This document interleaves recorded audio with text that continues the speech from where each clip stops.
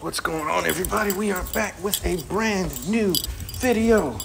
So let's go ahead and jump right into it. I came across this clip during my scrolling to see if there's anything happening on social media or newsworthy, and came across this clip. I don't know if it's from Shaq's podcast or if Jamaal Crawford has a podcast. You know, it seems like, I mean, everybody's got one nowadays. But at any rate, Jamaal Crawford was talking about Anthony Davis, and he was saying that the Lakers should consider trading AD. So without further ado, I'm going to let you listen to what Jamaal Crawford had to say. Oh, and you'll hear the other voice that you'll hear is Shaq. He's interjecting as well. So here we go. Thing is, if LeBron's still your best player at this point, I'm looking at trading Anthony Davis. They don't have enough to even compete right now. I'm just telling you, you can get 4 or 5 pieces to go with him that fit LeBron if LeBron's still going to be the best player. I can't trade AD. If they can get like a Kyrie Irving type who can just take over his quarters and be that Kobe to Shaq when stuff's in trouble and I got to take it over, that's what LeBron needs. Wow. Oh, no, I'm not trading AD because you definitely need a 1-2 punch. When I challenge AD, he don't call me, he don't say nothing. He steps up to the challenge. Drop 40 and 20. He's a dog. No, it's not his talent. It's just the fact that Roster construction. So there you have the comments from Jamaal Crawford, as well as Shaq chimed in with his thoughts on it.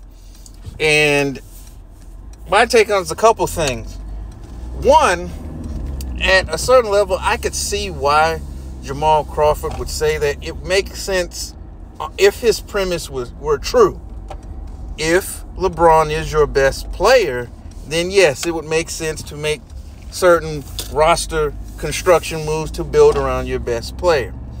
However, 2 things.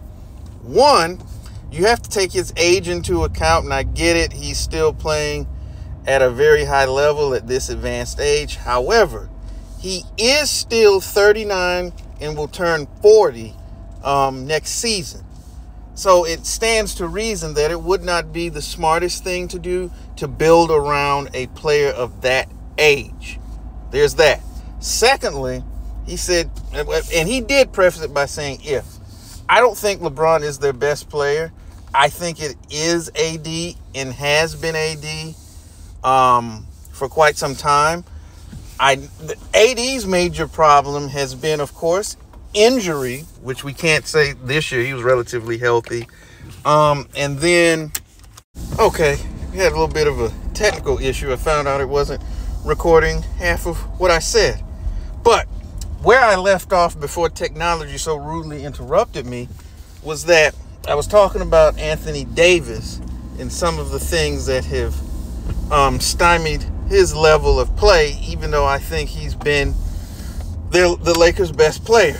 As we all know, injury has been a major factor in that, because as they say, sometimes the best ability is availability. And so many times over the course of his career, that's been a problem for Davis, though we can't say that this year, as he played in 71 games, I believe. Secondly, is sometimes his consistency. I think he'll bring it sometimes, and he'll show that he'll be the best player on the court for games or for large stretches of games, and then sometimes you can almost forget that he's out there.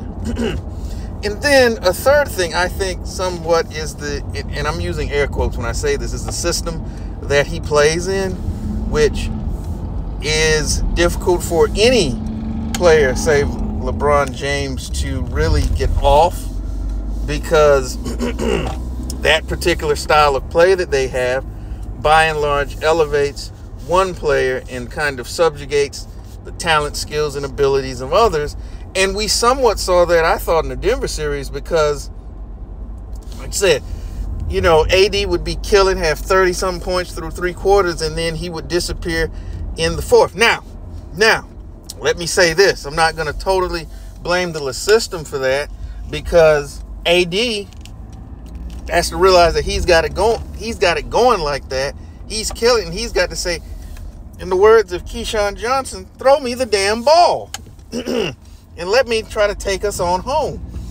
And he didn't do that, and we saw what happened. So I think, and then the other factor is he's younger than LeBron. So you can build around him because the way he plays is more amenable to different types of players. And it will allow different types of players to be maximized, and their talents can be utilized to further help the team. So I will say that's kind of why I'm like, no, Maul, I don't know about this one now.